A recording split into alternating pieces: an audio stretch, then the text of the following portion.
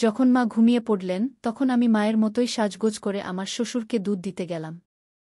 আমি দুধের গ্লাস রেখে পিছনে ফিরে আসতে শুরু করতেই বাবাজি, অর্থাৎ আমার শ্বশুর, আমার হাত ধরে নিজের দিকে টেনে নিলেন এবং আমাকে মা ভেবে সারারাত। আমার শ্বশুরের বয়স তখন ৬-০ বছর হয়ে গিয়েছিল। এই বয়সেও তিনি ছিলেন খুব শক্তিশালী। তিনি ৬-০ বছরের হলেও এখনও কোনো যুবকের চেয়ে কম দেখাতেন না। তিনি তার স্ত্রী, অর্থাৎ আমার শাশুড়িকে খুব ভালোবাসতেন এবং সবসময় তাকে খুশি রাখতেন। কিন্তু রাত হলে আমার শাশুড়ির ঘর থেকে অদ্ভুত শব্দ আসতে শুরু করত। একদিন মায়ের খুব অসুখ হলে আমার শাশুড়ি তাকে মা বলে ডাকতেন। মা বললেন, বউ, তুমি বিজয়ের বাবাকে দুধ দিয়ে দাও। বন্ধুরা, আমার নাম উজ্জ্বলা এবং আমি একটি মধ্যবিত্ত পরিবার থেকে এসেছি। আমি দেখতে খুব সুন্দর এবং এখন ২-৪ বছরের। আমরা আমাদের বাবা মায়ের ২ সন্তান ছিলাম এবং আমার বড় ভাইয়ের নাম অজয়। আমরা আমাদের বাবা মায়ের সাথে খুব সুখে ছিলাম। আমার ভাইয়ের বিয়ে হয়েছিল ২ বছর আগে এবং যেদিন থেকে বাড়িতে আমার ভাবি এসেছেন সেদিন থেকে আমার বাবা মায়ের খুশি বেড়ে গেছে। আমার ভাবি খুব ভাল ছিলেন, আমার ভাই এবং ভাবির মধ্যে প্রচুর ভালোবাসা ছিল। ভাই পাশের শহরে একটি অফিসে কাজ করতেন, যার ফলে বাড়ির খরচ ঠিকঠাক চলত।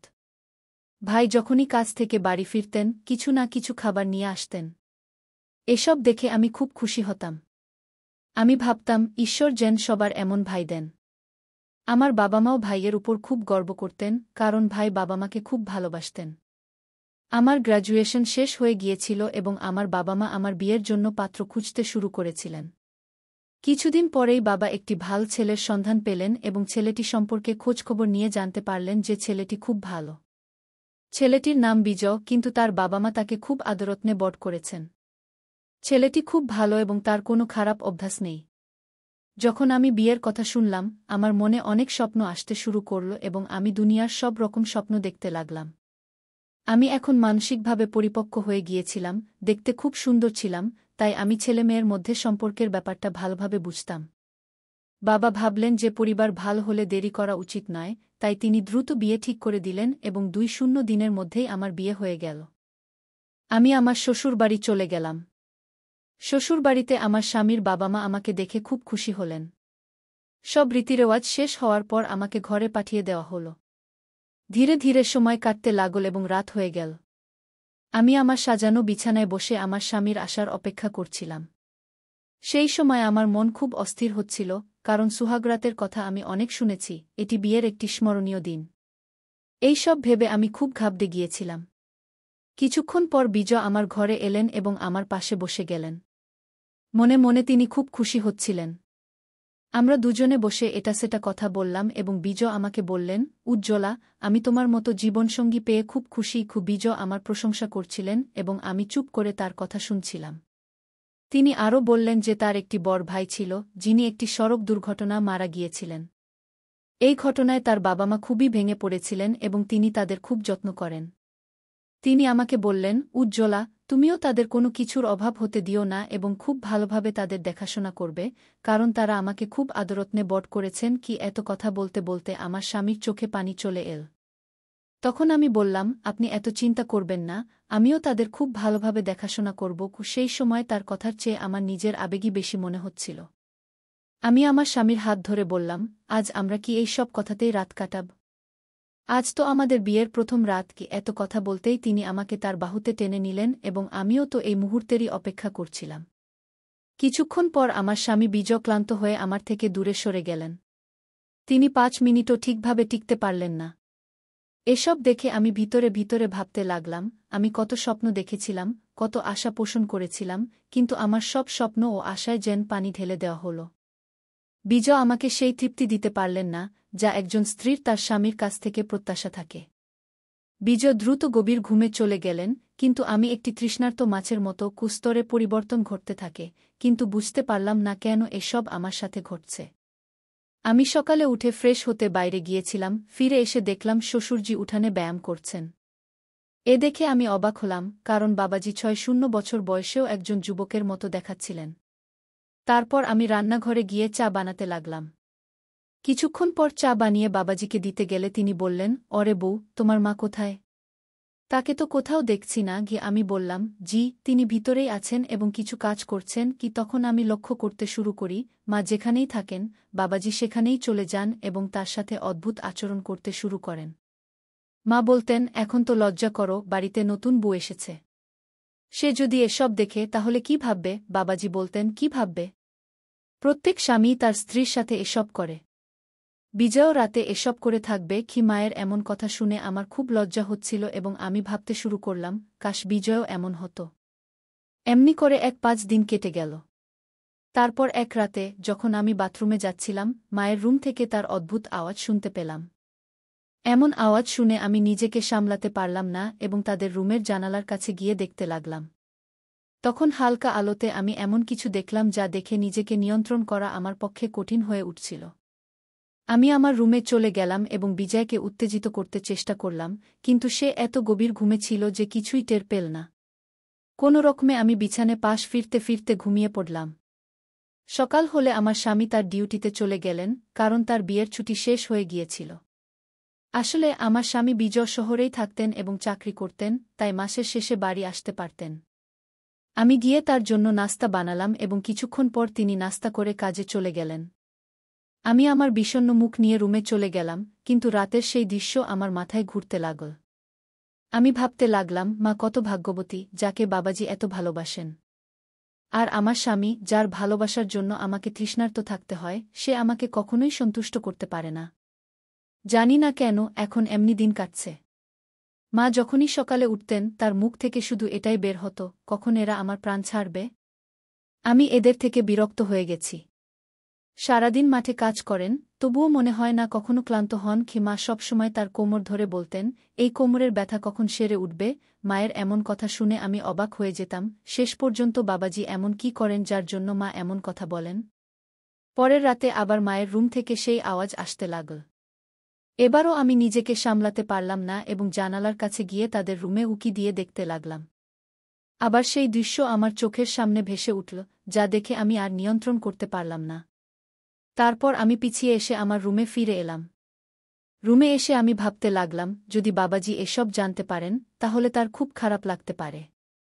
এক রাতে মা আমাকে বললেন, বউ, তোমার বাবাজির দুধ খাওয়ার অভ্যাস আছে। আজ তুমিই দুধ নিয়ে যাও। এত শুনে সেই দৃশ্য আমার চোখের সামনে ভেসে উঠল। রুমে এসে আমি ভাবতে লাগলাম, যদি শ্বশুরজি এসব জানতে পারেন তাহলে তার খুব খারাপ লাগতে পারে। এ ভেবে আমি কয়েক দিনের জন্য এসব দেখা বন্ধ করে দিয়েছিলাম।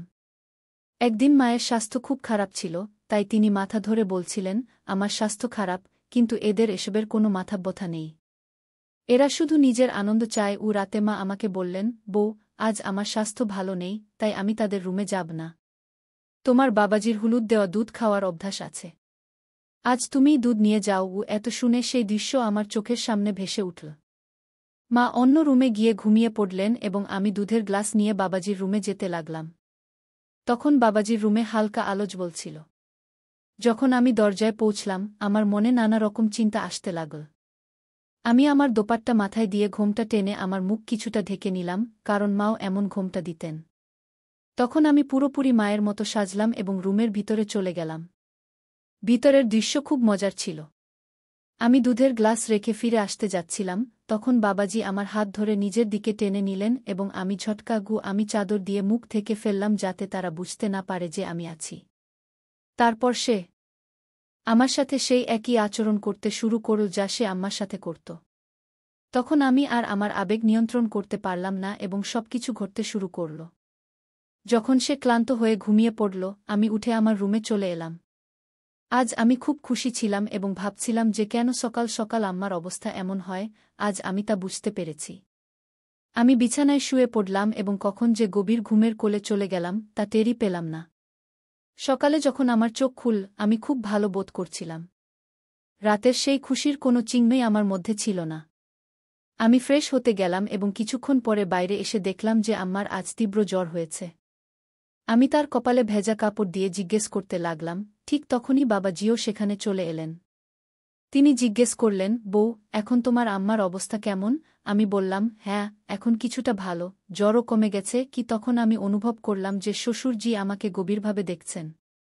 এর আগে তিনি কখনো এভাবে আমাকে দেখেননি। আমি ভাবতে শুরু করলাম যে হয়তো রাতের ঘটনা তিনি জানতে পেরেছেন যে আম্মার জায়গায় আমি ছিলাম।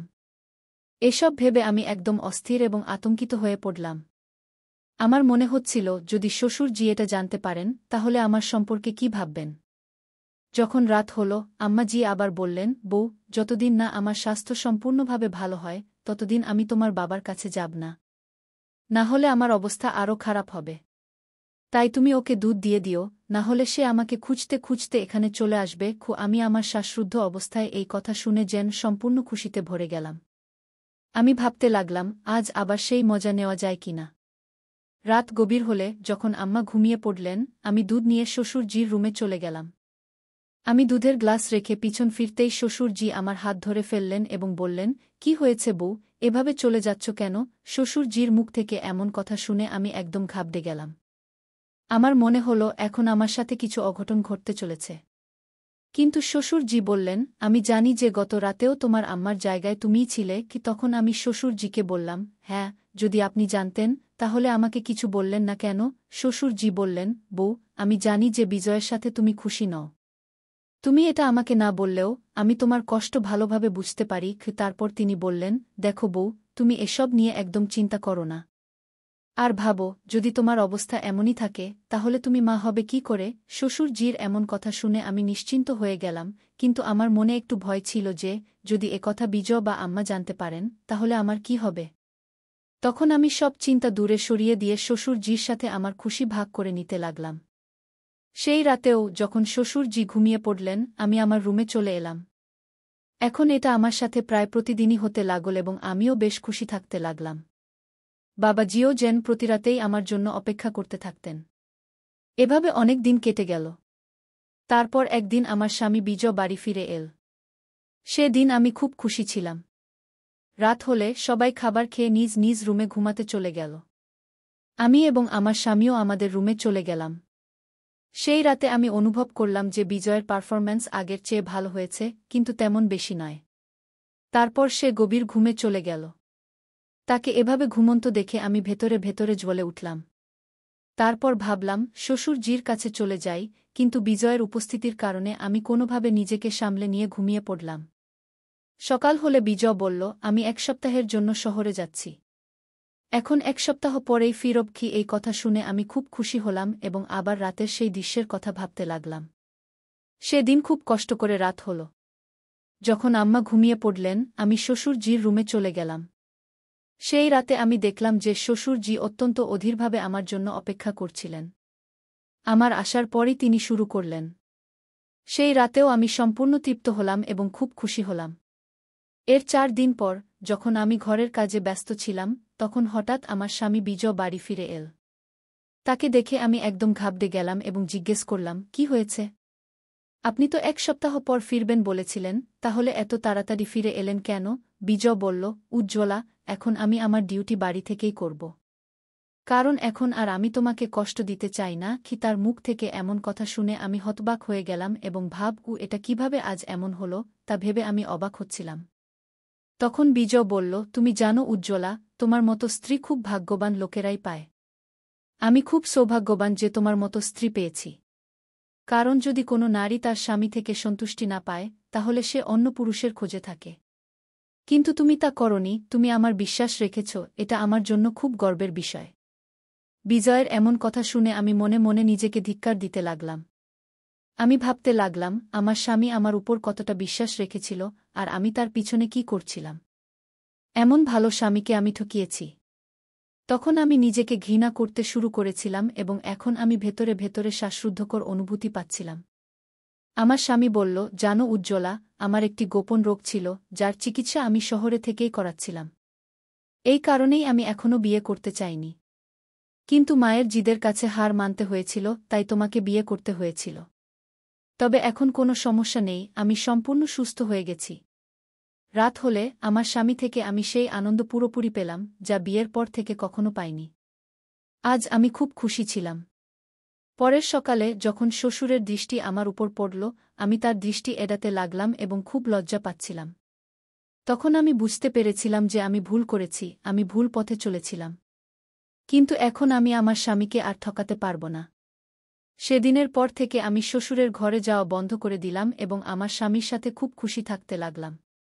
শ্বশুর বুঝে গিয়েছিলেন যে এখন আমি অনুতাপের আগুনে জ্বলছি এবং কোথাও না কোথাও তিনিও তার ভুল বুঝতে পেরেছিলেন।